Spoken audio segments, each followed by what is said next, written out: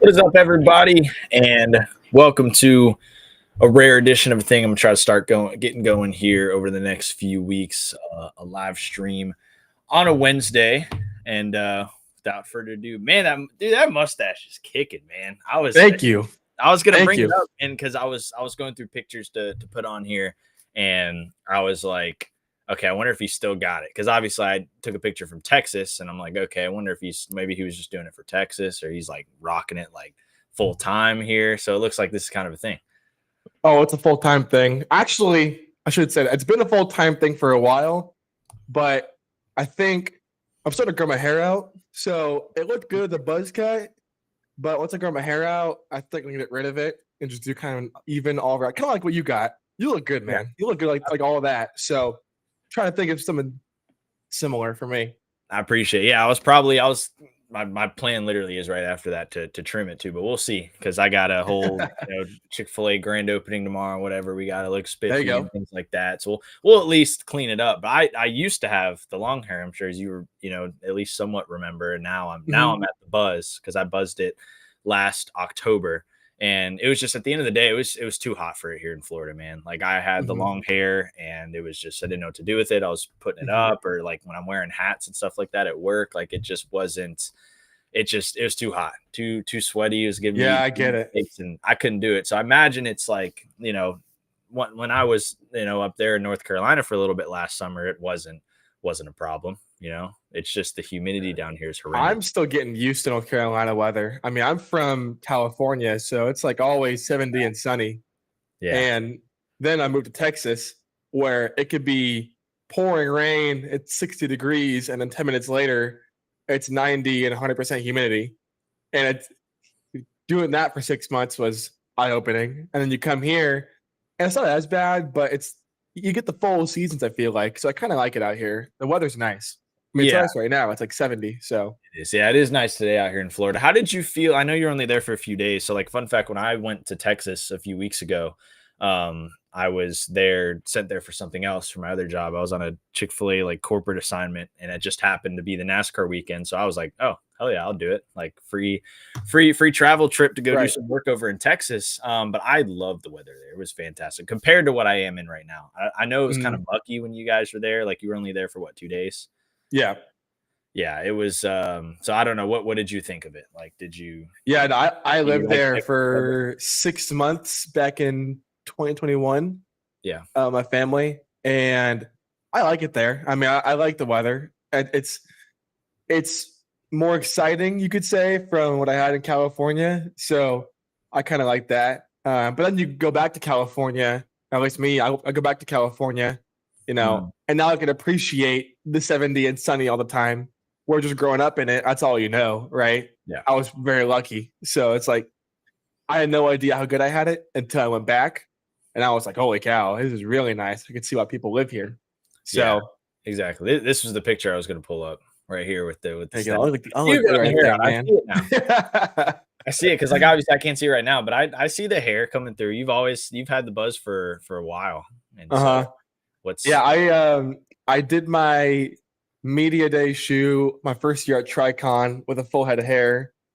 And then heading to Daytona a couple days before, I remember like not wanting to do my hair, and I was like, I'm sick of this. I don't want to do this anymore. And so I went to like a Sports Clips and just buzzed it, just all gone. And it was really nice. Like, you don't understand like how it's a lot of work doing your hair in the morning. It is. And then it's so nice like having to wake up and just not having to worry about your hair. And I always wore a hat anyway, but not having to worry about your hair, like when you're going somewhere or doing something. Like I went to a wedding, and I just woke up. Like I didn't have to do my hair or anything like that. I just woke up, put some clothes on, and went. So it was nice. It was really nice. But now I'm kind of wanting some longer hair. Yeah, it's for me. I had it for, the first 20 years of my life, having hair like that, basically. And so, like, once I cut it, not having to do it, you're right. Like, waking up and just like, I don't even have to touch it. Like, oh, it was so much better. But we'll see if I end up growing out too. I'm thinking about it for like post summer, post fall. We'll see. We'll do it together. Yeah, we'll do okay. We'll do it together. So I first I do want to talk about this season for you. Obviously, it's a tremendous opportunity with Sam Hunt Racing and Toyota. Obviously, you've been building that relationship with Toyota, obviously, over the last few years. Now you get the opportunity to be full time in the Xfinity Series, get a little bit of a break here. So it's kind of like breathe a little bit. So how do you take in the first handful of races that you've been able to run this year with Sam Hunt? Yeah, I think we started off really strong. I think the team I have and the guys I work with, we all gel really well. And that's kind of what led me to the team. Was I showed up in Charlotte, like eyes wide open, like, I was talking to my buddies about this the other day. It was like, you do these races and you think your life depends on it and it's really big for you, but in the grand scheme of things, it's just an Xfinity race, right? Yeah. So I remember showing up in Charlotte and like after my truck race and thinking like, this is make or break. Like this, I have to do well. Like this is, this might be my next step in my career. And I remember meeting Sam and the whole team there, and they were all chill and they were super like, like they calmed me down because they were like, it's not that big. Like we're gonna have a good time. It's gonna be a good race. Like we get a car. So we just connected really well. I grabbed the bat. And then we did Talladega with them. That's when we signed. And it all just kind of made sense. Like it's just how my personality fits in with their personality and our goals. We all just kind of fit like really good. So that's been the best thing recently or this season with my team is that we just fit in super well together. I spend like whole days at the shop, like 2 to 3 times a week. I don't even need to be there. I don't work on the car. I'm just there with my guys because I just enjoy being there with them. So I feel like that's been really helpful. Just having a great group of guys around me. And I kind of changed how I prepare for races. Right. I think I had a tough few years in trucks, and it kind of got to a point where it didn't seem like anything I was doing was working, and it was kind of tough because like. I would work my butt off, but the truck just didn't fit my driving style. And it's tough, but that's what it was. And I think the Xfinity cars fit my driving style a lot better. And I think my team right now is learning a lot on how to, work on the car to make it drive how I want it to. And I love my guys at Tricon and what I had there. But it's harder to steer a big ship than it is a small ship. Sam could really pivot really quickly. So, I think the cars have been really catering to me and how I like to drive. Just growing up in Irwindale and those kind of cars, low grip, high horsepower. It's just exactly how an Xfinity car is, right? So I just think all those things kind of mixed together are what's making us pretty good. Yeah, how is it running for a team? Because obviously, right, you're not running for Joe Gibbs Racing, right? Junior Motorsports. You're not in that class. You're kind of in that field where there's not really like super, super high expectations or maybe expectations at all. People are kind of just feeling out as far as like people outside of the racing space seeing like, okay, I wonder we'll see where this 26 car ends up. And I feel like you guys are proving yourselves to be somewhat of a contender here, especially as we get through the summer. Like summertime, I know is big for really solidifying yourself as a contender. And then we'll get towards the playoff picture and see who's really in there. But you guys have not only just been able to have those finishes where you like survive into the end and like, okay, maybe we ran 17th all day, but hey, we got top 10 because everybody wrecked. Like you guys have been running up in top 15, top 10 during green flag runs. How has that been, and what kind of expectations did you have going to the year? Thinking, were you kind of in the mindset of like, okay, we're going to shock some people this year? Yeah, what's funny is, when you race for teams like Tricon, and I was very blessed to have the equipment I had, you're expected to go out and run well every race. And that's the kind of expectation I put on myself. And it was a big burden. It was really heavy on my shoulders. And it was hard for me. Like, it was really hard, having teammates like Corey and Taylor, like, they were always really great. And so it was really hard for me, I feel like, to do that. But once I got in the Xfinity car with this team, there was no expectation. Like, the team, we're not Joe Gibbs, we're not Junior Motorsports, but we're working our way there. and we're going to get there by working together, right? Yeah. So I think having the first year, like kind of nice, there's just no expectation, right? Yeah. Like we don't have the budget that the big teams do, yet we still go out, most weekends, and I'll run with them, So I kind of got to reality check myself sometimes too, because we'll have an off day and I'll just be like, oh, I'm terrible, like I'm not good, and then I'll realize like, well, my first year, we don't have the kind of budget they do, we're not perfect, we're still building. Like we are running a lot better than what our budget should allow us to, just because we got really good guys. We got a lot of high quality guys. And I always tell people, I think my team makes me look a lot better than I am. So I'm very, very blessed to have the guys I got. Yeah, and you talk about your teammates and, with running with the team where you guys have the flexibility to be able to run a second car now this year at some places, right? You've had Corey Heim in that 24 car. I know they just announced that Christopher Bell will be running over there in Mexico City. How cool is that? Obviously, you were teammates with Corey Heim before at Tricon, and we know how much of a menace that guy is on the racetrack as far as speed and racecraft.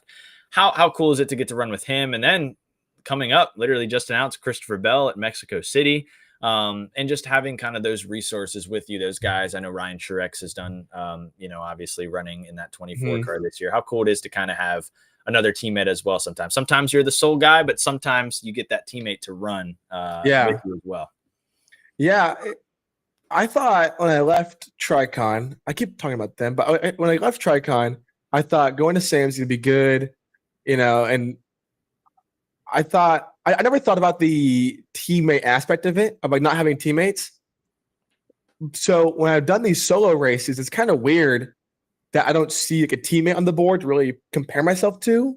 Yeah. And so I don't really know where we're at sometimes. It's also my first year again.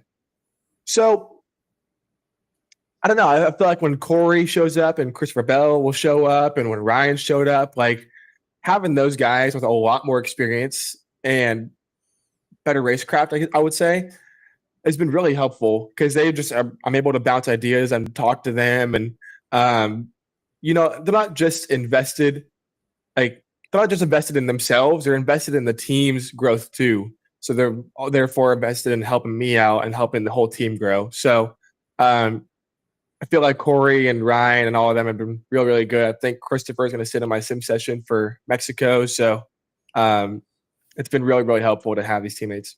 Nice. Yeah, I'm looking forward to that. Christopher Bell at Mexico, obviously just formally announced yesterday, so that'll be fun. I want to talk about, obviously you got a selection of great finishes that you've had this year.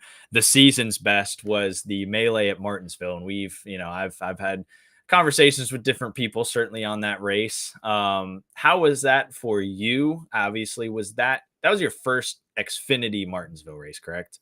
Mm-hmm.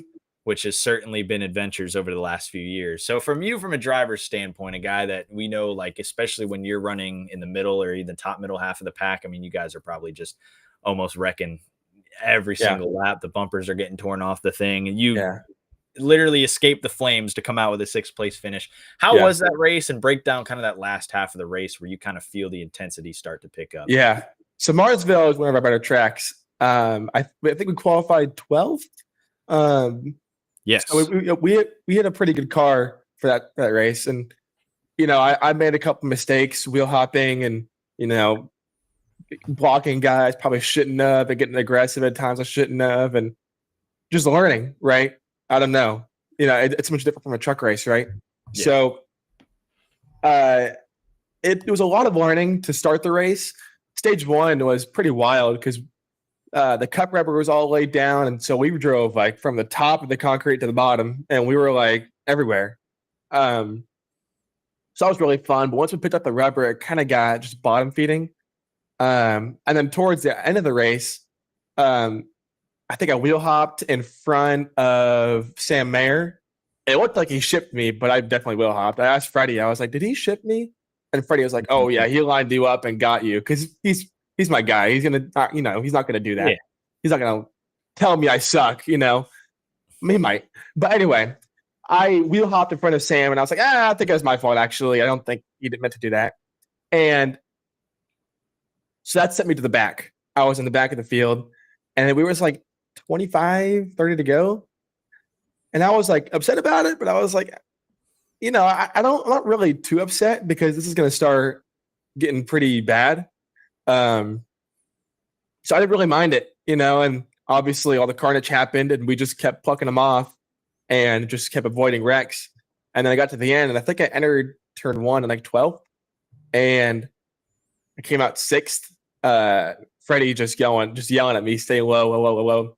And, I got my wheel all the way cranked and, you come to the finish, I always get upset when guys like just full throttle through a wreck and try to like cut through, but you're coming to the finish. What are you supposed to do, right? Just check up. And everyone can run into you from behind you. So I throttled down and stayed way low.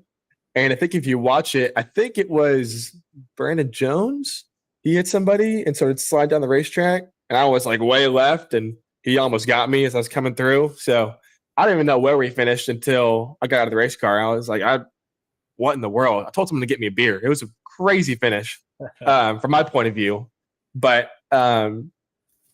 just about aggression and whatnot, where to, where not to, is a lot of learning on my part. So I didn't see the race that you guys saw.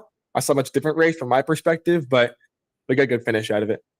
Yeah, we did. It was a very entertaining finish to say the least. Like, I think, gosh, I mean, did you guys start kind of wrecking towards the middle of the pack first before they, before Sammy obviously got shot? Yeah, there was that one wreck. There was that one wreck with Eckes, I think. It was Eckes or Josh Williams. It was one of the College cars got wrecked on the back stretch. I think it was Sam Mayer. So that happened. And I want to say another one happened, but I can't remember. But like once they got sent to the back, it was pretty easy to start plucking them off and like biding my time and, getting around them. So when they started wrecking ahead of me, I was just easy spots, I wanted to see if I still had it. There we go.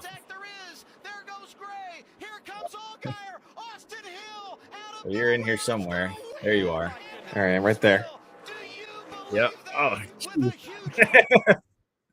Yeah, you were. I was ready to full throttle the outside wall. Like I was ready for someone to hook me and just. Yeah, because you're right, Brandon Jones. Because he gets shipped, and then you're down there for you're running the white this race. Yeah, they just kept wrecking each other. Yeah, you just got through it.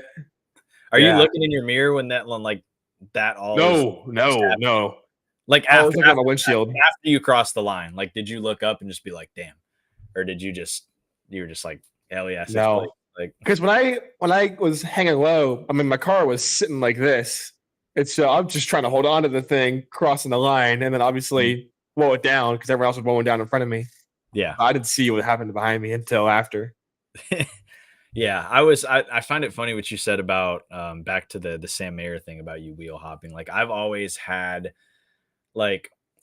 thought that the spotters are like the biggest instigators in the world. Like, and that's just something that I find funny to myself. Yeah. But like anytime I'm scrolling through Twitter, like listening to radios during a race, like a cup race or Xfinity race, like it could be the smallest thing. And then that spotter comes on the radio and he's like, that guy's a piece of trash. Like he freaking did that on purpose. You better go and get him, or I'm gonna get him myself. And it's so funny because the driver, like some drivers are probably more, get more heated than others. But like you said in the moment, you're like, I probably shit myself. And your spotter's like, nah, he wrecked you. Yeah.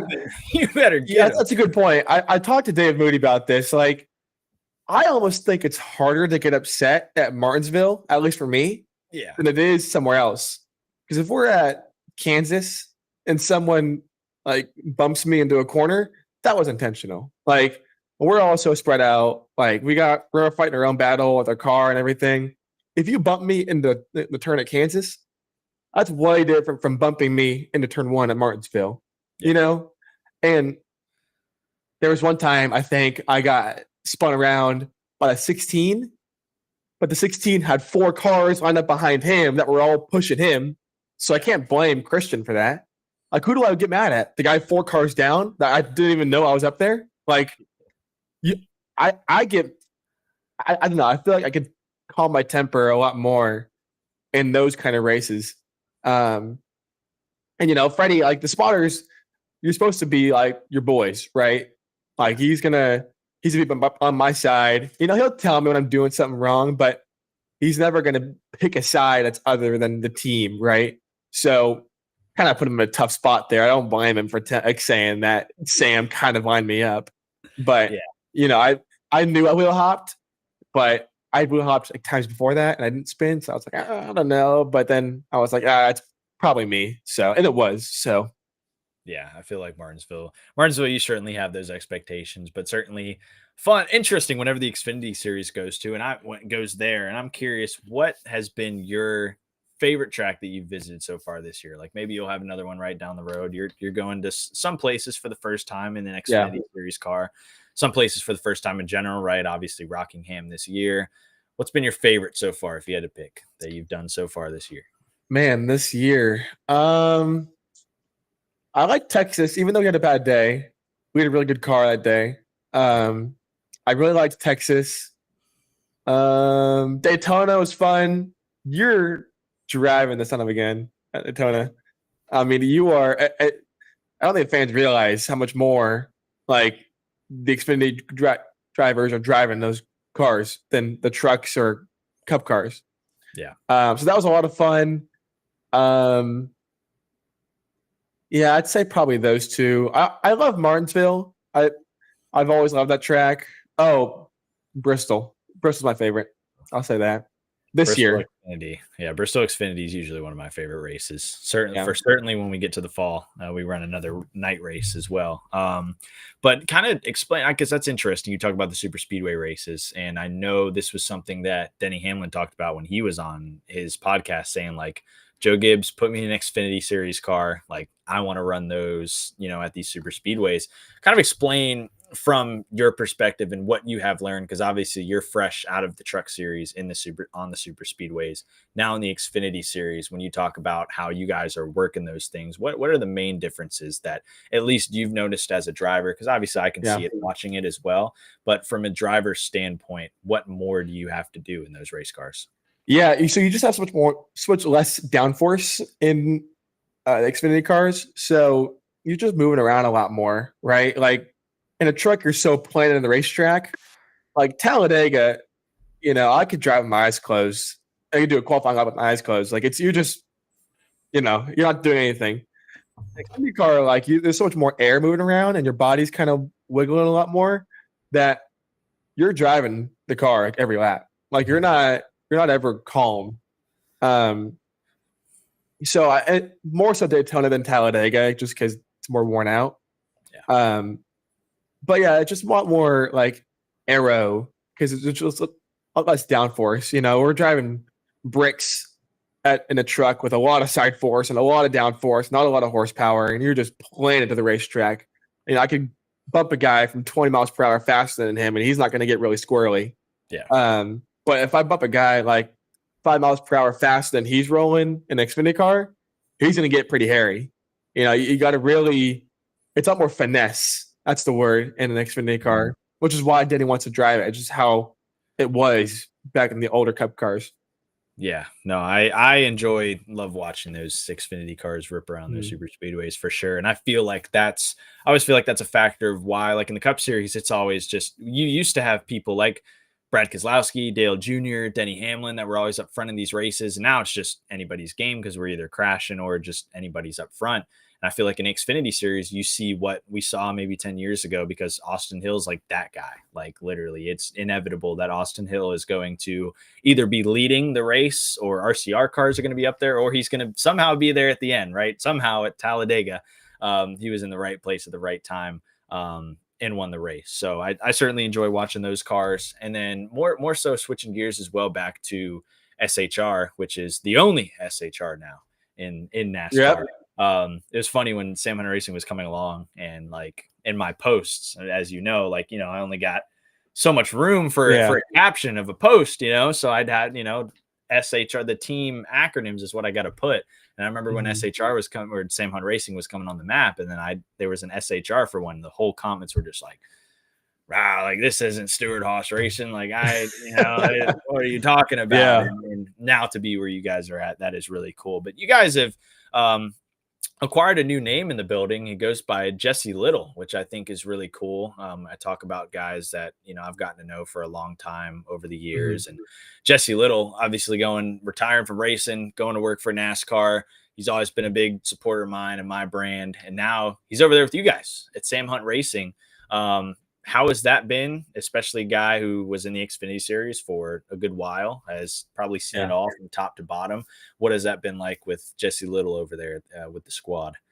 Yeah, he's been great. It's been really good with him. He's really personable, really easy to get along with. He's really smart, obviously, and he knows the NASCAR side of things, and so he's really wise in that area. So he's been really helpful, especially for Sam and just the business aspect of the whole team. He knows the ins and outs because he's been with NASCAR for so long, and he owned his own team and everything. So he's been a big asset to the team, and I'm still getting to know him.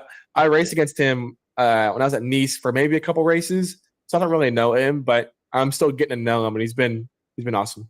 Yeah, it's awesome. Well, I'm glad he's at the race team. Wanted to give him a quick shout out, and I do want to talk as well a few more points before we wrap up here. I got a picture of one of your cars just because you drive one of my favorite paint schemes probably in the I think so many of the Xfinity cars look great. I mean, we just love the bodies of the Xfinity cars, but you've had some great schemes over the years, obviously with Thompson Pipe Group on the race car. Obviously, talk to me about how important sponsorship is, we know, but how cool it is to make sure your race cars look good.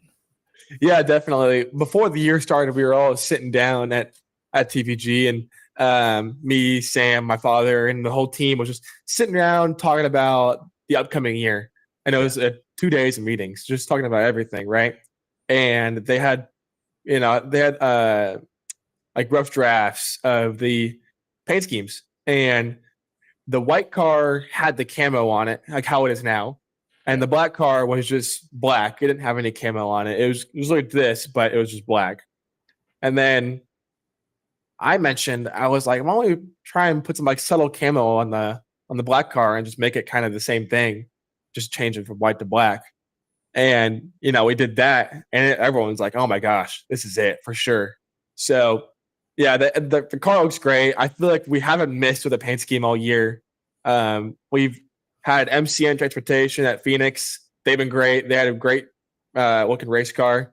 They'll be back on for Nashville. A car will be coming back. And then Assured Partners was on at Miami.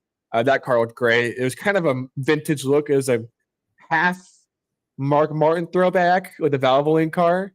It was more inspired than throwback. So that looked really good. And obviously the white car looked really good. And we've just had some great paints in the Darlington throwback. We've had awesome paint schemes. And like I said, we got really smaller ships, so we can pivot. We can change a lot whenever we want to. So we actually started off with a different camo at Daytona, and then made it a little more subtle. I think Rockingham was the first one, or maybe the race before that. Changed the camo to be a little more subtle. So that car is my favorite. That car looks pretty badass. It's sharp. Yeah, I'm always a more fan of I feel like I'm biased towards the dark, like the one, white cars look really sharp as well, but the darker cars, it's just, I don't know, it's given fierce, Yeah, agreed. Those darker themes race, just like your truck, the truck that you normally drove. Like I was a big fan of that, the way that truck looked as well. So I'm big fan of what you put on the racetrack. And then before we go, obviously you're a former Daytona charity shootout winner back in 2022. You raced this year and didn't quite go how you'd wanted it. Were you there on the last lap? Were you up there? Because I know you spun out when you said, you know what? Now it's going back to me. Which cat was it that got on the steering wheel back there, by the way? You started the question, and I was like, oh man, I don't remember any of this, but now I remember. I was in the 22 cat car. We hadn't announced our deal yet. So oh man, I was in the mix, but I think I was like third or fourth row back coming to the line. I don't think I was in the mix coming to the line actually, but my as you see, my cat, this entire interview is just nonstop, all day and all night. I don't know how has this much energy, and he's just fat. He's 15 pounds, but he just decided it was his time to shine, and just jumped on the keyboard and alt tabbed out, and I had no idea where I was going. So that was great, but luckily we had a fast repair. So, yeah, I'll have to get some redemption next year. Yeah, you did have the fast repair. That was because I didn't know, were you involved in that like big gigantic melee we had on like the last lap? I'm trying to find where you had slipped up. I remember because it was like Alpha turn 4, and then you typed in the chat, you were like, up, cat got on the wheel. Yeah.